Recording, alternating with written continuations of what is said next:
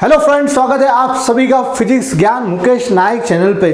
दोस्तों, बहुत सारे स्टूडेंट के माइंड में डर होता है कि सर हमें आंसर तो पता होता है लेकिन उसका प्रेजेंटेशन कैसे करना है, how to score 90 plus marks. तो दोस्तों, आज आपके लिए ऐसा ही एक 90 प्लस स्कोर जिन्होंने हासिल किया है, ऐसे एक होनहार स्टूडेंट का आंसर पेपर आपको हम यहाँ पे बताने वाले हैं। साथ में कुछ आपको टिप्स भी मिलने वाले हैं, तो वीडियो को अंत तक जरूर देखिएगा। फ्रेंड्स देखिए, स्टार्टिंग में आपको जो है तो यहाँ पे आपकी इंफॉर्मेशन लिखना होती है। May be last year pandemic की वजह से आपका 10th का एग्जाम में ये सारा बोर्ड का एग्जाम किस तरीके से होता है इस बारे में पता नहीं होगा। तो यहाँ पर देखिए, आपका सीट नंबर लिखना होता है इन number and in words.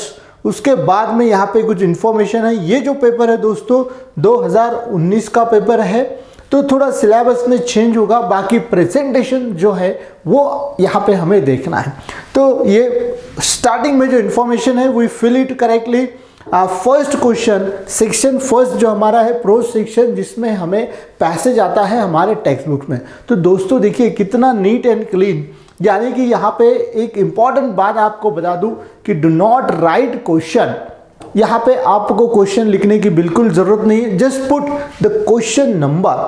Question number लिखना नहीं भूलना है। अगर आप क्वेश्चन नंबर गलत लिखोगे तो सही आंसर के भी नंबर आपके कट जाएंगे। सो वेरी कॉशियस रहना है आपको नंबर सही तरीके से लिखना है। तो फर्स्ट सीन पैसेज के आंसर्स यहाँ पे लिखे हैं जो भी क्वेश्चन पेपर में दिया है 1, 2। उसके बाद में क्वेश्चन A2 पॉइंट आउट, यहाँ पे जो पूछा था 2 इंस्टेंस, यानी कि तो जो एग्जाम्पल पूछे थे वो लिखे। यहाँ पर देखिए जो भी क्वेश्चन कंप्लीट हो जाता है दोस्तों, आपको यहाँ पे क्या करना है, लाइन मार के वो क्वेश्चन को क्लोज करना है। प्रेजेंटेशन कहीं पर भी आपको ओवर राइटिंग नहीं दिखेगा, यानी कि जो 90 प्लस लेने वाले स्टूडेंट है they first think and then write. लिखने के बाद नहीं सोचते, वो पहले सोच लेते हैं with in a fraction of second and they right. Next question है गिव रीजन। यहाँ पर क्वेश्चन उन्होंने लिखा है, उसका आंसर भी दिया है। ये क्वेश्चन नहीं है, आंसर का ही पार्ट है। मे बी आपको लगेगा कि क्वेश्चन लिखा है, क्वेश्चन में सिर्फ यहाँ पे लिखा है A4 वोकैबुलरी। चाहे आप वोकैबुलरी लिखो या फिर नहीं लिखो, A4 भी लिखा तो भी सफिशिएंट है। जब भी आप वोकैब के क्वेश्चन लिखोगे, यानी कि सिमिलर वर्ड्स या फिर अपोजिट वर्ड्स, तो write them one below other, एक के नीचे एक आराम से लिखना है। उसके सामने उनके सही आंसर एंड अगर ऑप्शन दिए गए होंगे तो भी ऑप्शन लिखे, यानी कि एग्जामिनर को दोनों तरीके से आंसर आपके चेक कर सकते हैं। उसके बाद में दोस्तों पर्सनल रिस्पॉन्स, ये सबसे इजीएस्ट क्वेश्चन होता है। Many student actually afraid to write personal response, but my suggestion is that you must write personal response, क्योंकि दोस्तों यहाँ पे कोई भी गलत आंसर नहीं होता है। What ever you right that is the correct answer. बस आपको आपकी लैंग्वेज में लिखना है। ज़्यादा से ज़्यादा क्या होगा, आपका लैंग्वेज, ग्रामर, सेंटेंस पैटर्न गलत होगा तो भैया उसका आधा 1 मार्क कम हो जाएगा, लेकिन 1 मार्क आपको 100% मिल सकता है। तो उसके बाद में ग्रामर है। यहाँ पर देखिए हर एक क्वेश्चन जैसा क्वेश्चन पेपर में दिया है वही सीक्वेंस से लिखा है। ये सबसे इंपॉर्टेंट होता है दोस्तों। जो भी टॉप के जो स्टूडेंट्स होते हैं, 90 प्लस स्कोर करने वाले स्टूडेंट होते हैं, वो क्वेश्चन पेपर हमेशा सीक्वेंस में ही छोड़ते हैं। ऐसा नहीं कि पोएट्री सेक्शन पहले लिख लिया या फिर ग्रामर सेक्शन या फिर आपका नोवेल सेक्शन या फिर राइटिंग सेक्शन, ऐसा नहीं है। जो क्वेश्चन पेपर में पैटर्न है, question number first, second, if imagine कीजिए आपको ये क्वेश्चन का आंसर नहीं आता है तो जगह छोड़ देना है क्वेश्चन नंबर डाल के, ठीक है। नेक्स्ट है यहाँ पर देखिए ग्रामर। अभी क्वेश्चन फर्स्ट बी, जैसे ही फर्स्ट क्वेश्चन ए खत्म हो जाता है, अगर आपका पेज ब्लैंक रह जाता है तो उसे छोड़ना है। नए पेज पे, यानी कि every question must begin with a new page. हर एक क्वेश्चन नए पेज के ऊपर स्टार्ट होना चाहिए। यहाँ पे ग्रामर का क्वेश्चन है, एक के नीचे एक जितने भी ग्रामर्स के सेंटेंस दिए गए होंगे उन्हें लिखना है। इस तरीके से उनके मार्किंग दिए जाते हैं दोस्तों। सही आंसर के लिए 1 है। यहाँ पे आप देख सकते हैं जो आंसर लिखे हैं, इंपॉर्टेंट बात है, जो आंसर लिखा है ना, जो इंपॉर्टेंट है उसे अंडरलाइन किया है। So you too don't forget कि जो आप आंसर लिखेंगे उसमें जो इम्पोर्टेंट चेंज किया होगा, स्पेशली ग्रामर के सेंटेंस में, उसे अंडरलाइन करना मत भूलिएगा, सो दैट एग्जामिनर को वो आराम से दिख सकेगा। नेक्स्ट है हमारा क्वेश्चन 2, जो कि अनसीन पैसेज होगा। सेम सीन पैसेज की तरह ही यहाँ पे एक्टिविटी दी गई होगी। एक्टिविटी भी बहुत सिंपल होती है दोस्तों, कोई आसान नहीं होती है। यानी कि आप अगर पैसेज अच्छे से रीड करोगे, अनसीन पैसेज है, डेफिनेटली आपको 2 बार इसे रीड करना है। 2 बार रीड करने के बाद you find answer very easily and correctly. तो देखिए कितने मस्त प्रेजेंटेशन भी देखिए, कहीं पर भी आपको ओवरराइटिंग, अगर आप कर्सिव में भी लिखते हैं तो भी कोई प्रॉब्लम नहीं है, अगर आप सिंपल फॉन्ट में लिखते हैं तो भी कोई प्रॉब्लम नहीं, बट आपका हैंडराइटिंग रीडेबल होना चाहिए, किसी एग्जामिनर को आराम से वो रीड करने आना चाहिए। उसके बाद में question A3, complete the table. जैसा क्वेश्चन पेपर में दिया है उसी तरीके से हमें लिखना है, डोंट चेंज द फॉर्मेट। बहुत बार क्या हो जाता है कि हम अपने स्टाइल से लिखने की कोशिश करते हैं, तो ऐसा नहीं लिखना है।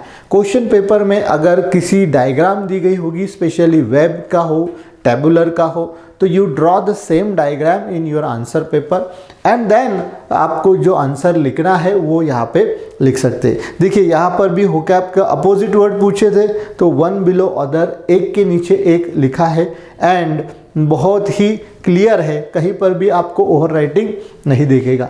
नेक्स्ट क्वेश्चन होता है personal response. As I said कि ये 100% लिखना है। देखिए इन्होंने लिखा है 1.5 मार्क मिला, मे बी इनका ग्रामर थोड़ा सा गलत होगा या सेंटेंस पैटर्न गलत होगा, तो आधा या 1 मार्क कट जाता है, ज़्यादा नहीं कटता है। तो टॉपर जो बच्चे हैं जिन्हें लगता है कि sir I can get 90+ mark, तो देखिए बिल्कुल भी डर मन में नहीं रखना है। जो आपने अब तक पढ़ाई की है बस उसे आपको अच्छे से प्रेजेंट करना है। हियर आपके पास एक एग्जाम्पल है कि कैसे आंसर लिखने होते हैं। ग्रामर के है 1 बिलो अदर लिखा है, यहाँ पर देखिए यूज अनलेस कहा था, तो अनलेस जहाँ पे यूज किया है दैट वर्ड इज अंडरलाइन, यानी कि एग्जामिनर को पता चल जाता है कि यही, बाकी तो उन्हें पता होता है कि there is no change in the given sentence, बस वो इंपॉर्टेंट चेंज आपको क्या करना है, हाईलाइट करके बताना है। यहाँ पर भी मॉडल ऑक्सिलरी पूछा था, तो बस मॉडल ऑक्सिलरी जो रिप्लेस की गई है वही अंडरलाइन की है, बाकी सेंटेंस तो एज इट इज हम देख के लिखते हैं। नेक्स्ट है होता है हमारा नोट मेकिंग। अब ये 2019 का पेपर है, आपके सिलेबस में ये क्वेश्चन अब नहीं है। इसके मतलब यहाँ पे आपको माइंड मैपिंग का क्वेश्चन आ जाता है, तो माइंड मैपिंग का क्वेश्चन आप लिखोगे तो न्यू पेज पे स्टार्ट करना है। अगर पहले पेज पे जगह भी होगी तो भी नए पेज पे लिखना है। माइंड मैपिंग के लिए आपको पता है एक पॉइंट दिया जाता है एंड उससे रिलेटेड हमें 3 लेवल तक हमें क्या करना है, जो माइंड में आएगा, ठीक है, जो माइंड में आएगा रिलेटेड से वो हमें एक्सपांड करते रहना है। देन यहाँ पर उसी क्वेश्चन का एक टेबल दिया था जिसमें ये इंफॉर्मेशन लिखनी थी।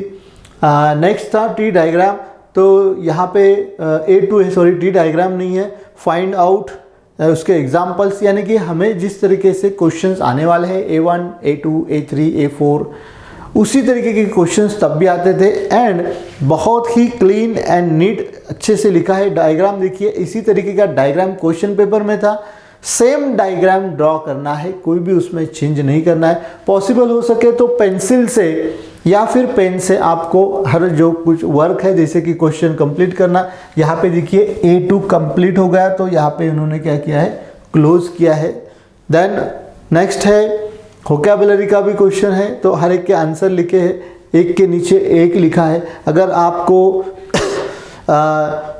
थोड़ा समझो, मान लीजिएगा किसी वर्ड का मीनिंग नहीं पता चला है तो उसकी जगह छोड़ देनी है, नेक्स्ट लाइन पे जो भी नेक्स्ट वाला नंबर होगा, क्वेश्चन होगा, वो यहाँ पे लिखना होता है। पर्सनल रिस्पॉन्स का भी बहुत ही आसानी से व्हाट यू थिंक, आपको क्या लगता है वो लिखना है। यहाँ पर ज़्यादा करके आपका जो रिस्पॉन्स है वो बहुत इम्पॉर्टेंट होता है। वहाँ पे ये नहीं सोचना कि मेरा ग्रामर, मेरा लैंग्वेज, नथिंग। नेक्स्ट है ग्रामर। ग्रामर के भी देखिए मेक इट निगेटिव है, तो निगेटिव जब हम सेंटेंस करते हैं तो नॉट का यूज़ होता है, इसीलिए वही पॉइंट को यहाँ पे उन्होंने हाईलाइट किया है। जेरंड, जो जेरंड एक ही वर्ड होता है सेंटेंस में, बस बाकी सेंटेंस एज इट इज है, तो अंडरलाइन करना मत भूलिएगा। उसके बाद में समरी, दोस्तों हमें भी समरी पूछा जाता है, 3 मार्क के लिए हमें ये क्वेश्चन है। तो देखिए कितना लिखना होता है, बहुत सारे स्टूडेंट्स के माइंड में कंफ्यूजन है कि सर कितना लिखना है समरी। तो फ्रेंड्स देखिए बहुत ज़्यादा नहीं लिखना है, हमारे आंसर पेपर के ज़्यादा से ज़्यादा 7 से 8 लाइन तक हमें लिखना है। मे बी इन्होंने थोड़ा ज़्यादा भी लिखा है, तो यहाँ पे कोई ऐसा अप्रोक्सीमेट नहीं है कि इतना ही लिखो, ठीक है। अब यहाँ पे लिखने के बाद किसे मार्क्स मिलने वाले हैं, तो सबसे पहले देखिए टाइटल है, टाइटल के लिए 1 मार्क होता है। उसके बाद में कवरिंग ऑल पॉइंट्स, यानी कि जो टेक्स्ट हमें दिया है, जो पैसेज क्वेश्चन पेपर में दिया है, उसमें से हर एक स्टार्टिंग के, मिडल के, एंड के सारे इंपॉर्टेंट पॉइंट्स कवर करने होते हैं। लैंग्वेज जो हमारी यूज़ करते हैं, अब हम देख के लिखते तो ज़्यादा करके कोई स्पेलिंग मिस्टेक्स नहीं होते हैं, तो भी यहाँ पे देखिए 1 आधा मार्क कट जाता है, वो ऊपर जाने के बाद कैरी हो जाता है। उसके बाद में है section second, that is poetry section, 14 marks का है हमारे लिए, जहाँ पे एक क्वेश्चन फर्स्ट जो है वो एक्टिविटी के लिए होता है, एंड सेकेंड जो होता है वो एप्रिसिएशन के लिए अलग पोएम हमें यहाँ पे दी जाती है। तो पोएम के क्वेश्चन भी हमें क्या करना है, 1 बिलो अदर लिखना है। स्पेस बहुत ज़्यादा मतलब खुला खुला जिसे कहेंगे हम, नीटली लिखना है। देखिए कितने अच्छे से यहाँ पे लिखा है। हाँ, नेक्स्ट है हमारा सेक्शन 3 रैपिड रीडिंग। अभी रैपिड रीडिंग नहीं है, अभी हमारे लिए है नोवेल सेक्शन। आपको पता ही है 16 मार्क्स का नोवेल सेक्शन है। यहाँ पे novel section question number 5A, तो 1 बिलो अदर आराम से लिखना है, बिल्कुल भी कंफ्यूज नहीं होना है, पहले सोचना फिर उसके बाद में हमें लिखना होता है। तो प्रेजेंटेशन देखिए कितना बढ़िया किया है यहाँ पे। जो टॉपर स्टूडेंट होते हैं वो प्रेजेंटेशन की तरफ बहुत ज़्यादा ध्यान देते हैं, सो दैट उनका जो पेपर है वहाँ पे चीफ मॉडरेटर या मॉडरेटर किसी को भी मार्क्स कट करने के कोई भी चांस नहीं मिलते हैं। लेटर राइटिंग तो हमें ईमेल राइटिंग है, यहाँ पे हमें ऑप्शन दिए गए हैं, 3 ऑप्शन में से किसी एक को हमें यहाँ पे सेलेक्ट करना होता है।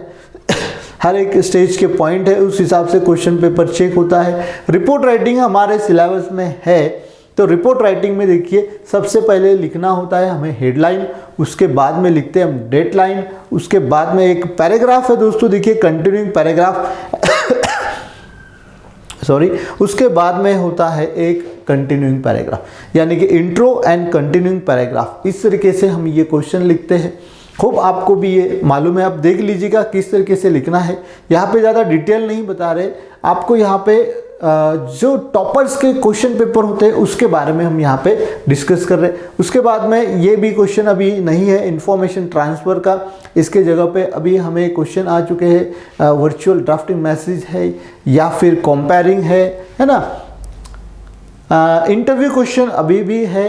देखिए टेबल दिया जाता है, अब हमें जो क्वेश्चन बैंक दी गई है, लास्ट ईयर भी जो क्वेश्चन बैंक दी गई थी वहाँ पे एक टेबल दिया जाता है एंड पॉइंट्स दिए जाते हैं, इसी पॉइंट्स के ऊपर हमें क्वेश्चन पूछने हैं। तो draw the same as it is, जैसा दिया है वैसे ही आपको ड्रॉ करना है एंड क्वेश्चन लिखना है। 8 क्वेश्चन लिखने होते हैं, उसके मार्किंग स्कीम की इस तरीके से दी जाती है दोस्तों।